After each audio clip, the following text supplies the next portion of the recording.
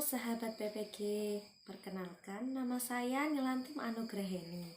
Pada kesempatan kali ini, saya akan menyampaikan panduan observasi karakteristik peserta didik di sekolah dasar.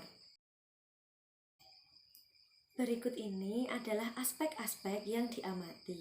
Yang pertama adalah fisiologis, yang kedua etnik, yang ketiga kultural, yang keempat status sosial, yang kelima minat, yang keenam kemampuan awal peserta didik, yang ketujuh kognitif, yang kedelapan gaya belajar, yang kesembilan motivasi belajar, yang kesepuluh sosial emosional, yang ke-11 adalah moral, dan yang ke-12 atau yang terakhir adalah motorik.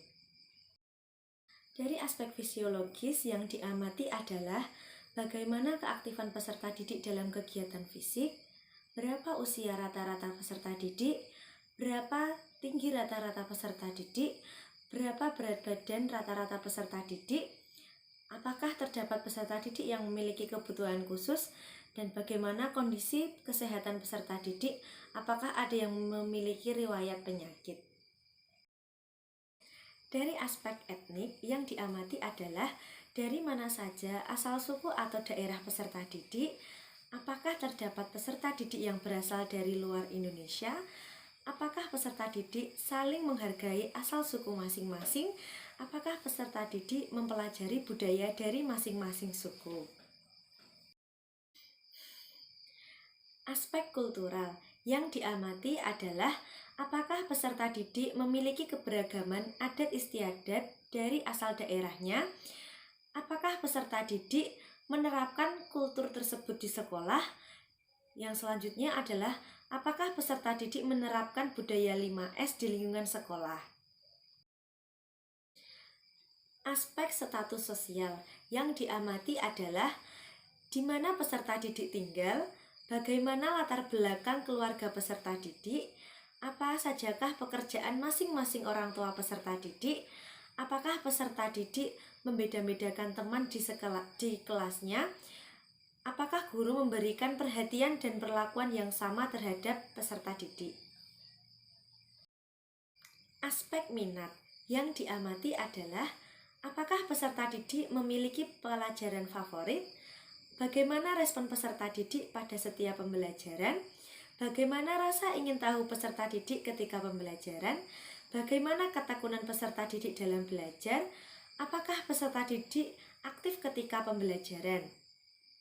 Aspek kemampuan awal yang diamati adalah apakah guru melakukan asesmen pada awal pembelajaran, bagaimanakah kemampuan awal peserta didik, apakah peserta didik memahami tujuan dan pemateri pembelajaran yang akan dipelajari.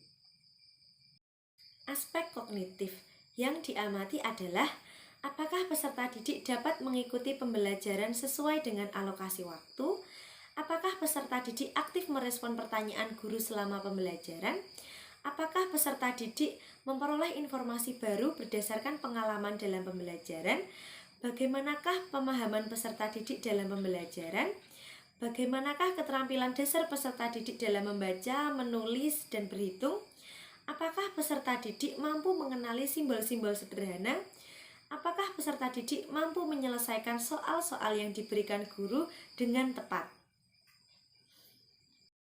Aspek gaya belajar yang diamati adalah bagaimana cara guru menyampaikan pembelajaran kepada peserta didik, apakah peserta didik selalu memperhatikan penjelasan atau instruksi dari guru, bagaimana gaya belajar peserta didik dalam memahami suatu materi pembelajaran, apakah peserta didik mudah memahami pembelajaran dengan menggunakan media pembelajaran seperti video, gambar, atau tulisan, apakah peserta didik melakukan kegiatan praktik pada materi pembelajaran. Aspek motivasi belajar yang diamati adalah bagaimana semangat peserta didik pada saat pembelajaran, bagaimana guru memberikan motivasi belajar kepada peserta didik, bagaimana cara peserta didik memperoleh motivasi belajar, bagaimana kondisi lingkungan belajar peserta didik, apakah peserta didik aktif bertanya kepada guru saat pembelajaran, Bagaimana sarana dan prasarana pendukung belajar peserta didik? Apakah sudah sesuai atau belum? Aspek sosial emosional yang diamati adalah bagaimanakah suasana mental peserta didik saat pembelajaran? Apakah peserta didik dapat mengekspresikan perasaannya?